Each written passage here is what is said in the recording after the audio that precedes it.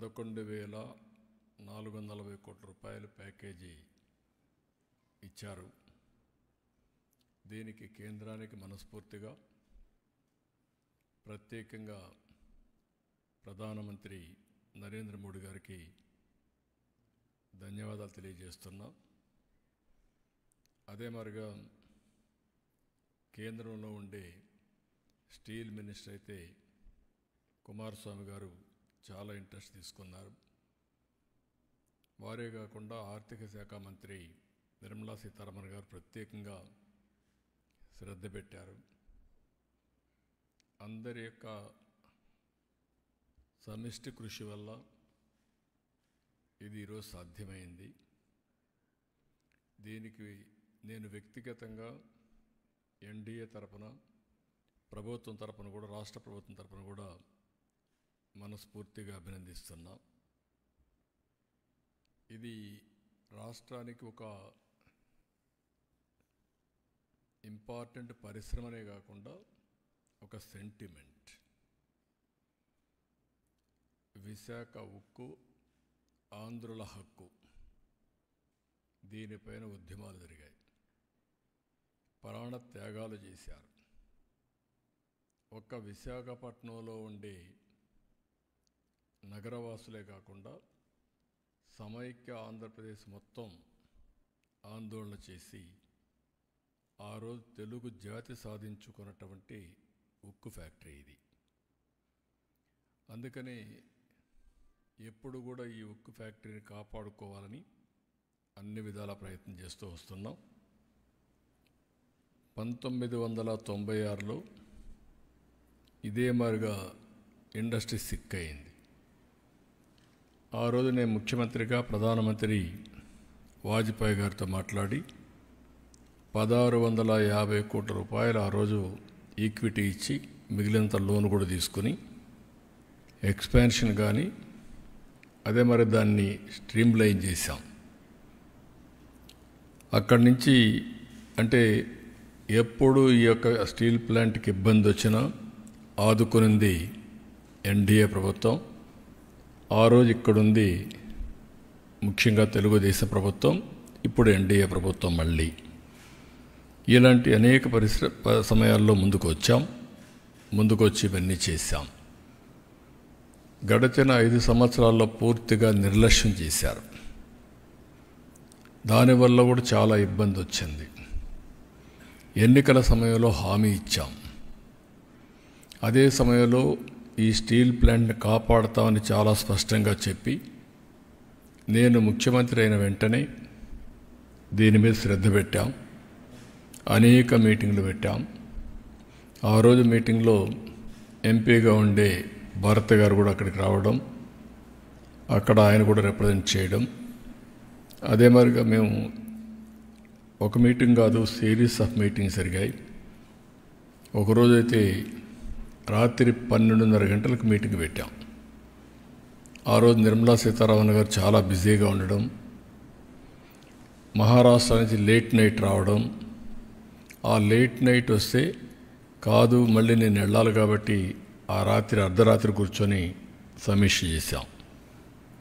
ఏదేమైనా ఒక పట్టుదలతో పనిచేశాం, చిత్తశుద్ధితో ముందుకు పోయాం. 7 నెలలు దీనికి చేసిన ప్రయత్నాలు ఈరోజు ఫలించాయి. ప్రధానమంత్రి గారు దీనిపైన సానుకూలంగా స్పందించారు. ఒక మాటలో చెప్పాలంటే ఇది అసాధ్యం అనుకున్నది సాధ్యం అయ్యే పరిస్థితికి వచ్చింది. ఇది విశాఖపట్నం ప్రజల అభీష్టం, కార్మికుల యొక్క శ్రమ. దీన్ని మళ్ళీ కాపాడుకోగలిగాం, మళ్ళీ ట్రాక్లో పెట్టగలిగాం.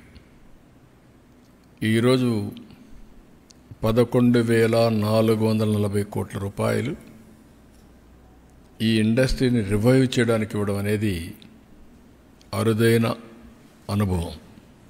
ఈ విషయం ప్రతి ఒక్కరూ గుర్తుపెట్టుకోవాల్సిన అవసరం ఉంది. అదే సమయంలో నేను విశాఖపట్నంలో పనిచేసే కార్మికులకు అందరికీ విజ్ఞప్తి చేస్తున్నా, మనందరి బాధ్యత మన మీద పెట్టుకున్న నమ్మకాన్ని మనం కాపాడుకోవాల్సిన బాధ్యత మన మీద ఉంది. నేను ఆ రోజు కూడా చాలాసార్లు చెప్పాను, ఈ ఫ్యాక్టరీని మళ్ళీ రివైవ్ చేస్తాం, మంచి ప్రొఫెషనల్ మేనేజ్మెంట్ పెట్టుకుంటాం, దీనికి కావలసిన వనరులన్నీ కూడా ఐరన్ ఓర్ అవన్నీ కూడా ఏ విధంగా సమీకరించాలో సమీకరించుకుంటాం, ఎన్ఎండిసి ఏ విధంగా చేయాలని అన్ని వర్కౌట్ చేస్తాం. వర్కౌట్ చేసి దీన్ని ఒక బలమైన సంస్థగా తయారు చేయడానికి ముందుకు పోతాను ఒక హామీ ఇచ్చాం. 20,000 ఎకరాలు ల్యాండ్ ఉంది, పెద్ద ఆస్తిది. ఎక్కడ ఏ స్టీల్ ప్లాంట్ కూడా ఇంత పెద్ద ల్యాండ్ ఉండడం ఎక్కడా జరగలేదు. విలువైన ల్యాండ్ ఉంది. అలాంటి మంచి ల్యాండ్ ఉన్నప్పుడు అందరం కానీ కలిసి కష్టపడితే దీన్ని రివైవ్ చేస్తాను. నేను కూడా శ్రద్ధ పెడతాను. దీన్ని రివైవ్ చేసి మళ్ళీ కేంద్రం చేసే నిర్ణయం కూడా సరైన నిర్ణయమని వాళ్ళు కూడా ఆనందించే విధంగా మనం చేయాల్సిన అవసరం ఉంది. దానికి అందరూ కూడా ముందుకు రావాల్సిందిగా మరొక్కసారి కార్మికులకు విజ్ఞప్తి చేస్తున్నా. మేనేజ్మెంట్ కూడా కేంద్రం ఇమీడియట్గా మంచి ఒక ప్రొఫెషనల్ మేనేజ్మెంట్ వేయాలి. సమర్థుడిని తీసుకురావాలి, సీఈఓగా తీసుకొచ్చి దాన్ని ఏ విధంగా చేయాలో అన్నీ చేయడానికి ముందుకు పోతాం. ఈరోజు మీరందరూ ఒకసారి చూస్తే 7 నెలలు అసాధ్యమైన పనులన్నీ కూడా చేసుకుంటూ వచ్చాం. నేను కూటమి ఎన్డీఏ ఎలక్షన్ మేనిఫెస్టోలో నేను చాలా స్పష్టంగా చెప్పాను.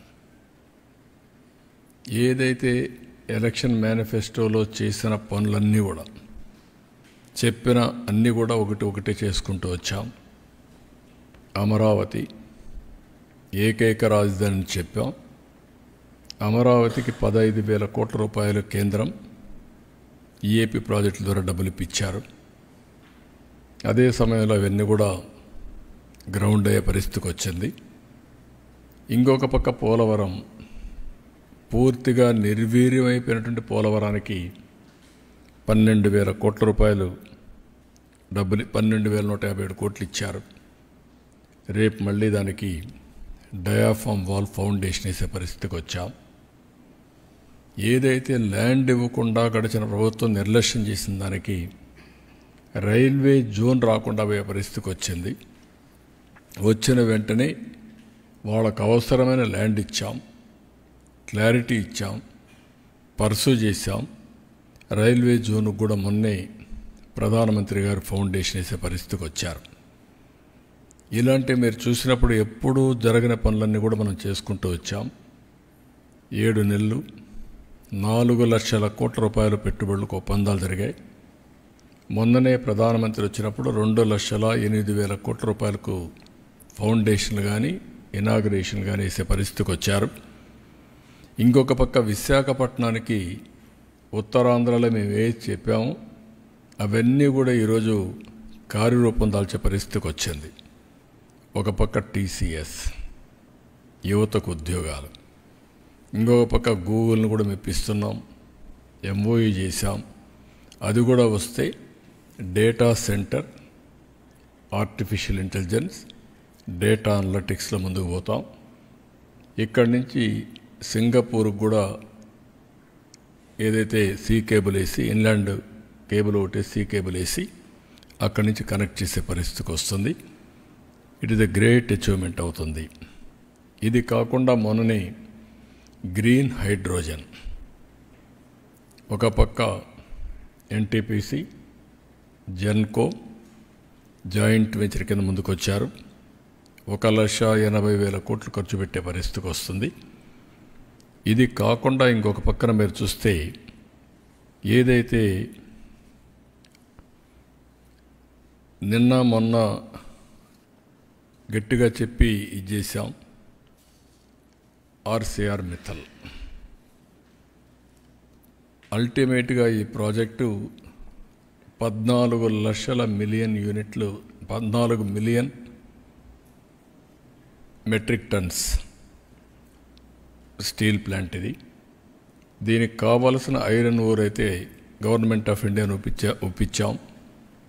ఫేజ్ 1లో 7 మిలియన్ మెట్రిక్ టన్నుల ఐరన్ ఓర్ ఇవ్వడానికి ఒప్పుకున్నారు. అది కూడా పిట్ హెడ్ దగ్గర పైపులేసి స్లర్రీ రూపేణ తీసుకొస్తున్నారు. ఇది నక్కపల్లి దగ్గర తొందరలోనే ప్రారంభం అవుతుంది. ఈరోజు రేపు ఎంఓయూ చేస్తున్నాం. ఆ ఎంఓయూ అవుతానే పని కూడా ప్రారంభిస్తారు. ఒక స్టీల్ సిటీ వస్తుంది.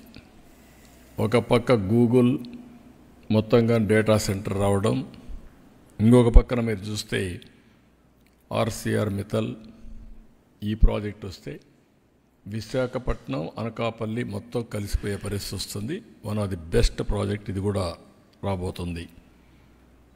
ఇవి కాకుండా ఇంకొక పక్కన మీరు చూస్తే ఓర్వకల్లో 2786 కోట్లతో ఇండస్ట్రియల్ స్మార్ట్ సిటీకి ముందుకు పోయాం. కొప్పర్తిలో ఇండస్ట్రియల్ స్మార్ట్ సిటీకి 2137 కోట్లు అక్కడ కూడా మొన్నే శాంక్షన్ అయింది.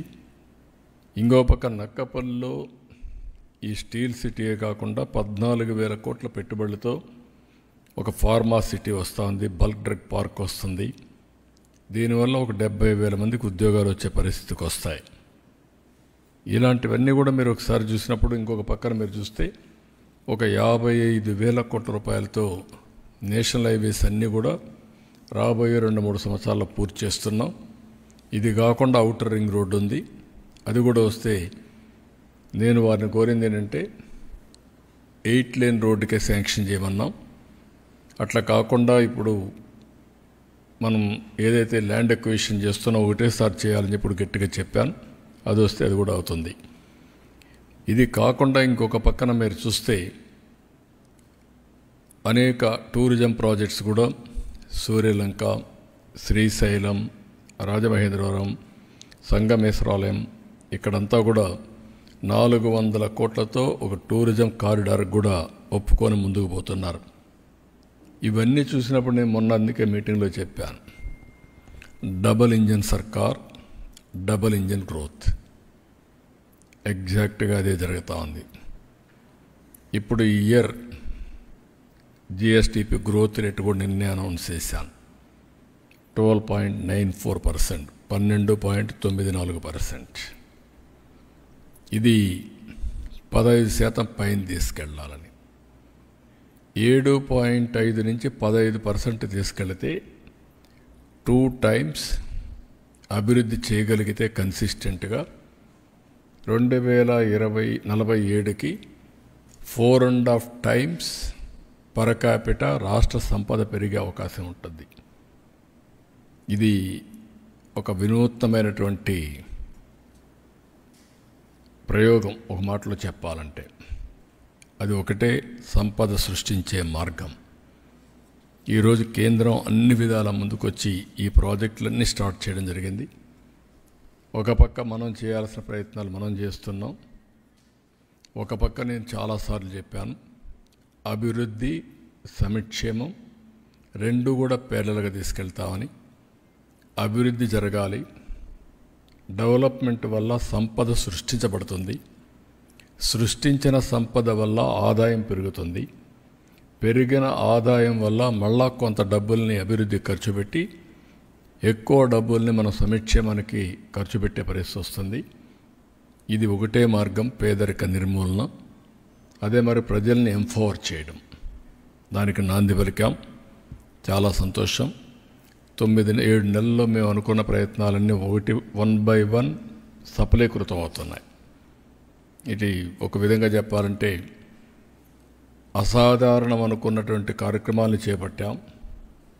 7 నెలలకు మునుపు ఎటు చూసినా చీకటి. నాకు ఆ రోజు చూసి నేను చాలాసార్లు మీ అందరికీ చెప్పాను, నేను 4వసారి ముఖ్యమంత్రి, 3 సార్లు నాకు ఇన్ని ఇబ్బందులు కనిపించలేదు.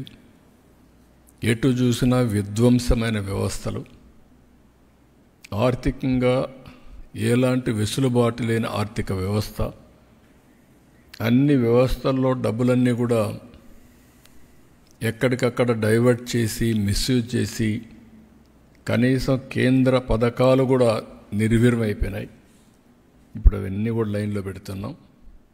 ఇంకొక 4-5 నెలల్లో ఇవన్నీ లైన్లో పెట్టి మళ్ళీ గాడి తప్పిన పరిపాలన ఘాట్లో పెట్టడమే కాకుండా ఏ విధంగా ముందుకు తీసుకుపోవాలో తీసుకుపోతాం.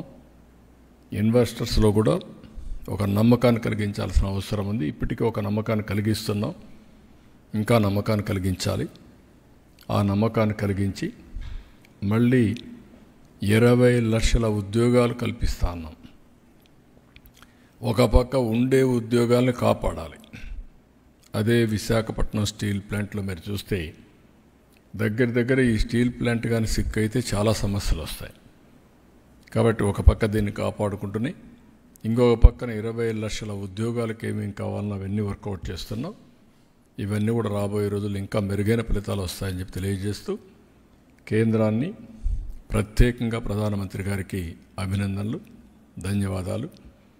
మీరు ఎన్డీఏ ప్రభుత్వం ఇక్కడ ఏదైతే పెట్టుకున్నామో ఆ నమ్మకాన్ని మీరు ఒక మాటలో చెప్పాలంటే ఎన్డీఏ ప్రభుత్వం ఇచ్చిన హామీని నిలబెట్టుకోవడానికి మీరు ముందుకొచ్చి అన్ని విధాలా సహకరించారు. దానికి అభినందనలు, ధన్యవాదాలు. Thank you.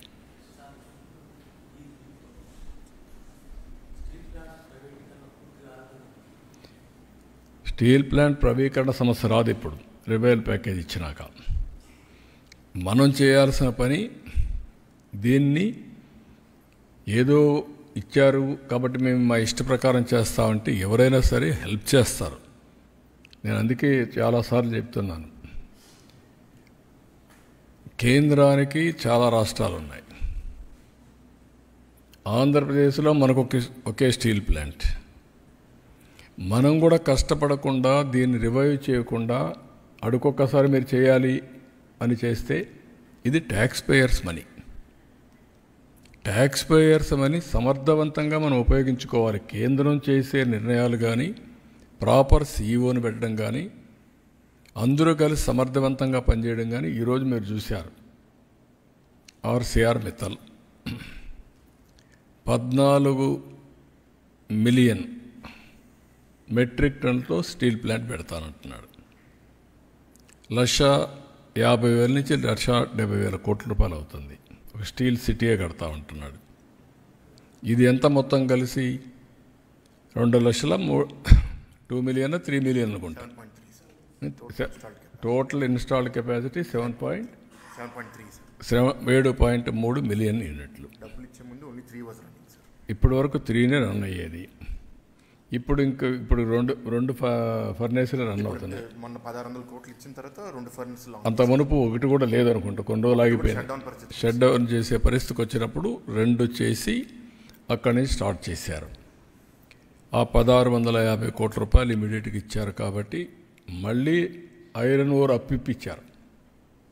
రాష్ట్ర ప్రభుత్వం కట్టవలసిన పవర్ ఛార్జెస్ కూడా మేము అడగకుండా వాయిదా వేసుకుంటూ వచ్చాం. నెలకు 80 కోట్ల రూపాయలు పవర్ ఛార్జెస్ అవుతాయి. ఈ 4-5 నెలలు వాళ్ళు కట్టడం లేదు. నీటి ఛార్జీలు కూడా కట్టడం లేదు మున్సిపాలిటీకి. అది కూడా వాయిదా వేసాం. ఇంకా ఎప్పటి వరకు వాయిదా వేయాలని చూడాలి. కేంద్రం ఏ విధంగా వస్తారు. మేము కూడా సిద్ధపడ్డాం. ఎందుకు సిద్ధపడ్డాం? అక్కడుండే ఎంప్లాయ్మెంట్ దెబ్బతినకుండా ఉండాలని సిద్ధపడ్డాం. సిద్ధపడినప్పుడు అక్కడ ఉండే ఎంప్లాయీస్ కూడా, ఎంప్లాయీసే కాదు, మేనేజ్మెంట్, ఎంప్లాయీస్, కేంద్రం, రాష్ట్రం బాధ్యతతో ప్రవర్తించాలి. పబ్లిక్ మనీని మిస్యూజ్ చేయడానికి మనకి ఎవరికి ఆ రైట్ లేదు. సిక్ అవుతుంది, ఎప్పుడు ఇట్నే ఉంటుంది, మేము ఇట్నే రన్ చేస్తాం, మీరు ఇవ్వాలి, ఇది మా రైట్, అది కరెక్ట్ కాదు. మనం దాన్ని ఒక సెంటిమెంట్, ఆ సెంటిమెంట్ చెప్పాం. ఆ సెంటిమెంట్ చెప్పి తెచ్చిన తర్వాత దీన్ని మాట కూడా ఇచ్చాం. మేము ఏమని ఇచ్చాం? దీన్ని రివైవ్ చేస్తాం, మేము సహకరిస్తామని. అందరూ కూడా సహకరించాలి. సహకరించి దీన్ని రివైవ్ చేయాల్సిన బాధ్యత మనందరిపైన ఉంది. ఉద్యమాలు చేయడం కాదు, ఉద్యమాలు జయప్రదమైనాయి. ఇప్పుడు మనం అనుకుని సాధించాం. సాధించిన తర్వాత ఉద్యమ స్ఫూర్తితో పనిచేయాలి ప్రతి ఒక్కరు కూడా.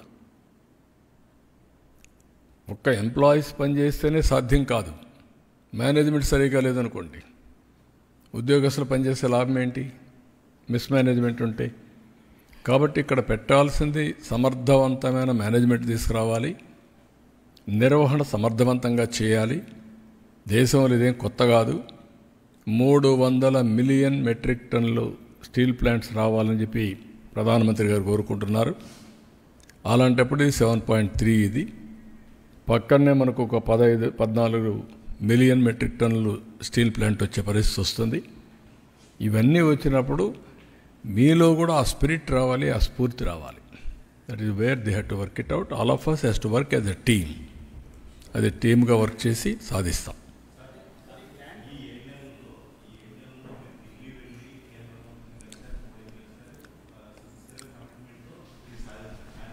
గవర్నమెంట్లో ఆ ఇష్యూ వచ్చినప్పుడు దీన్ని పెద్దగా పట్టించుకోకపోవడం వల్లే కదా సార్ ఈ ఇష్యూ. నేనేమంటానంటే ఒక్కొక్కరు కొన్ని ప్రాధాన్యతలు ఉంటాయి. తెలుగుదేశం పార్టీ ఎన్డీఏలో మేము ముగ్గురం కలిసిన తర్వాత, ఇక్కడ ప్రజలు నమ్మి మాకు ఓట్లు వేసిన తర్వాత మేము ఇచ్చిన హామీలు ఒక్కొక్కటే నిలబెట్టుకుంటూ ముందుకు పోతున్నాం. అందులో ప్రధాన హామీ RINL రివైవల్. ఇది మామూలుగా అమరావతికి ఇచ్చేది డబ్బులు ఒక యాంగిల్, పోలవరానికి ఇచ్చిన యాంగిల్ ఇంకొక యాంగిల్. ఏది చట్టంలో ఉన్నాయి అవన్నీ. ఇది సిక్ అయ్యే పరిస్థితికి వచ్చినప్పుడు దానికి రివైవల్ ప్యాకేజ్ ఇవ్వడం అనేది చాలా ముఖ్యం. దానికే నేను మనస్ఫూర్తిగా అభినందిస్తాను. అవన్నీ అది ఈక్విటీగా అవన్నీ మీరు అక్కడే వచ్చింది. గ్రాంటా, లోనా, ఎవరిచ్చేది? ఇది గవర్నమెంట్ ఆఫ్ ఇండియా ఫ్యాక్టరీ. అది రివైవ్ అయితేనే డబ్బులు వస్తాయి. లాభాలు వస్తే వాళ్ళకి వస్తాయి, నష్టాలు వస్తే మళ్ళీ ఈ డబ్బులు పోతుంది. కాబట్టి గవర్నమెంట్ ఆఫ్ ఇండియా ఫ్యాక్టరీ కూడా గ్రాంటా, లోనా ఇవన్నీ ఎక్కడ రైజ్ అవుతాయి మీకు? Public sector government of India investment. అది నీది నాది కాదు.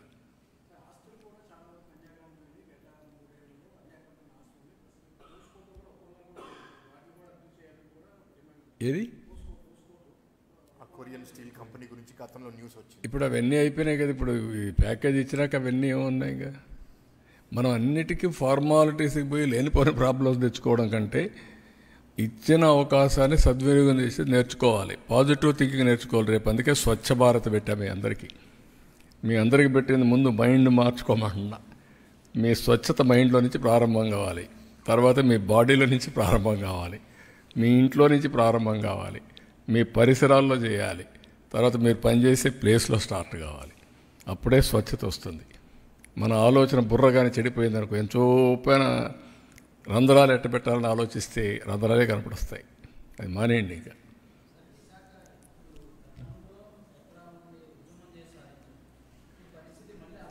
ఉద్యమం చేసి పరిరక్షించుకుందాం అన్నా. నేను అదే చెప్తున్నా. ఇది విశాఖ ఉక్కు ఆంధ్రుల హక్కు. ఇప్పుడు విశాఖ ఉక్కు ఆంధ్రుల సెంటిమెంట్. అదే మాదిరిగా దీన్ని కాపాడుకోవడానికి ఈరోజు అందరం కలిసి పనిచేశాం. కేంద్రం సహకరించింది. ఇప్పుడు ఒక ఉద్యమ స్ఫూర్తితో పనిచేద్దాం. ఎక్కడ తప్పు జరిగినా కరెక్ట్ చేద్దాం. కరెక్ట్ చేసి ప్రైవేట్ వాళ్లే కాదు పబ్లిక్ సెక్టర్లో కూడా సంపద సృష్టించగలదా నిరూపిద్దాం. మనమేమి అందుకే నేను చాలాసార్లు చెప్పాను, దీన్ని ఏ విధంగా చేయాలన్న అవసరమైతే ఇంకా దీన్ని ఎట్లా ముందు తీసుకుపోవాలని ఆలోచిద్దాం. అందరిలో స్ఫూర్తిని తీసుకొద్దాం, ఐకమత్యం తీసుకొద్దాం, భావితరాలకు ఆదర్శంగా చేద్దాం. Will work it out. నేను కూడా దీని మీద ఇన్వాల్వ్ అవుతాను. అదే ముఖ్యమంత్రిగా నాకు కూడా ఒక బాధ్యత ఉంది. కేంద్రాన్ని మెప్పించి ఈరోజు 11,400 కోట్లు తీసుకొచ్చినప్పుడు ఏ హామీ అయితే ఇచ్చామో ఆ హామీని నిలబెట్టుకోవడానికి నేను కూడా ఆ దిశగా ఆలోచించాలి. అది రివైవ్ అయినప్పుడే ఆ నమ్మకం నిలబెట్టుకున్నట్టు అవుతుంది.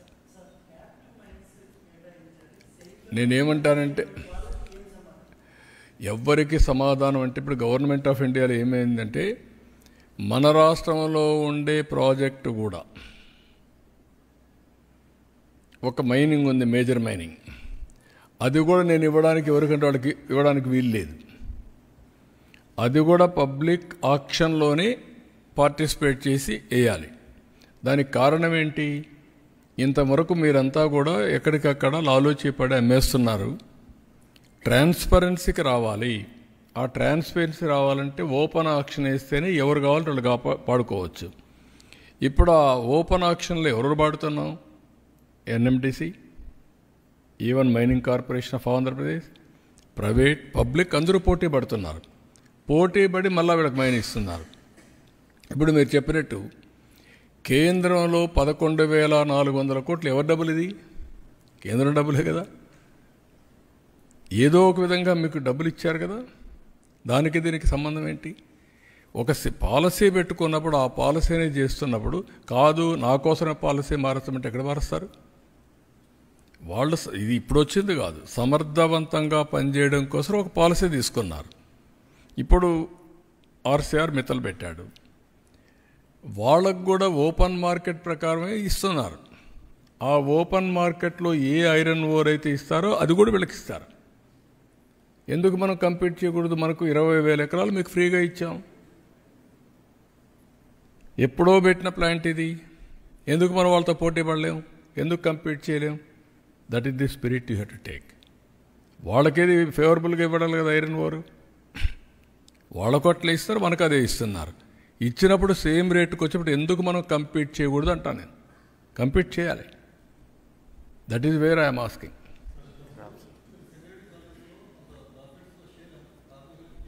ఇది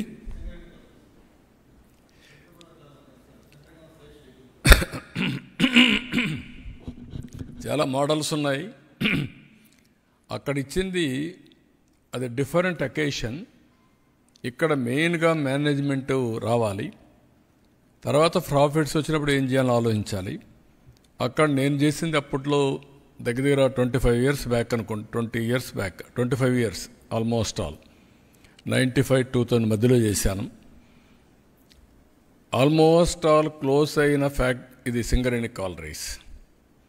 1,00,000 మంది ఉద్యోగస్తులు, 1,00,000 మంది ఉద్యోగస్తులు, యూనిట్ క్లోజ్ అయిపోయింది, ఇంకెవ్వరు రివైవ్ చేయారంటే ఐ సెడ్ నో. నేను అప్పుడు ఇవన్నీ ఎగ్జామిన్ చేసి దెన్ నేను ఒక పాలసీ ఇచ్చాను. వాళ్ళకి జీతాలు ఇచ్చేది ఇస్తాం, ప్రాఫిట్లో 25%, 33% కార్మికులకు డబ్బులు మళ్ళా తిరిగి ఇస్తామని చెప్పి పెట్టాను. 25% ఆ ప్రాంతంలో. దాంతో స్పిరిట్ పెరిగింది, బాధ్యత వచ్చింది, మంచి ఎండీలు వేసాను, లాభాలు వచ్చాయి. అక్కడి నుంచి రివైవ్ అయింది. ఈరోజు సింగరేణి కాలరీస్ ఒక బలమైన వ్యవస్థగా తయారయ్యే పరిస్థితి వచ్చింది. ఆ ఒక్క నిర్ణయం, ఆ నిర్ణయంలో లాభాలతోనే కాదు, లాభాలు తీసుకొచ్చే మేనేజ్మెంట్ ఇచ్చాం, స్ట్రెంగ్త్ని ఇచ్చాం, మానిటర్ చేశాం. అందుకే మీరు జ్ఞాపకం పెట్టుకోవాల్సింది, ఒకసారి యాక్సిడెంట్ అయింది. నేను సింగరేణి కాలరీస్కి వెళ్ళాను. మా సెక్యూరిటీ అన్నారు మీరు లోపల పోవడానికి లేదని, అండర్ గ్రౌండ్ మైన్. నేను ఎక్కడైతే యాక్సిడెంట్ జరిగిందో అక్కడ దాకా పోయాను. మా వాళ్ళు అబ్జెక్ట్ చేశారు. ఐ సెడ్ నో, లేదు సార్ లూజ్గా ఉంది, ఏదైనా పడిపోతుందేమో, మీ లైఫ్ ఈజ్ ఇంపార్టెంట్, మీ సెక్యూరిటీ ఈజ్ ఇంపార్టెంట్ అని చెప్పి ఐ సెడ్ నో. నేను కాన్ఫిడెన్స్ క్రియేట్ చేయాలి నా వర్కర్స్కి. వెళ్తానని చెప్పి వెళ్ళి చూసి బయట వచ్చిన తర్వాత ఫస్ట్ టైం ప్యాకేజ్ ఇచ్చాను. అంతవరకు ఎవ్వరు ఇవ్వాలి. అప్పట్లోనే 25 lakhs ఇచ్చాను. That is how we revived. కాబట్టి ఇవన్నీ కూడా ఒక నమ్మకాన్ని కల్పించే అడ్మినిస్ట్రేషన్ కార్మికుల్లో కానీ అందరిలో ఇచ్చాం. అదే మరి దీనికి కూడా ఇంకా ఇన్నోవేటివ్ పాలసీస్ ఉంటే will work it out all policies చేసి ఫైనల్గా యా అన్ని ఆల్మోస్ట్ ఆల్ మీరు చూస్తే అన్ని నిర్ణయాలు కూడా ఈ 6-7 నెలల్లో నిరాశ నిస్పృహల మధ్యలో కొట్టుకుంటున్నట్టు మనకి ఒక ఆశాజనకంగా కొన్ని నిర్ణయాలు వచ్చాయి. ఇది విశాఖపట్నం రైల్వే జోన్ అన్నీ కూడా ఇంకా రాబోయే రోజులు కూడా ఇంకా సాధించాల్సి చాలా ఉంది. Will work it out. Thank you.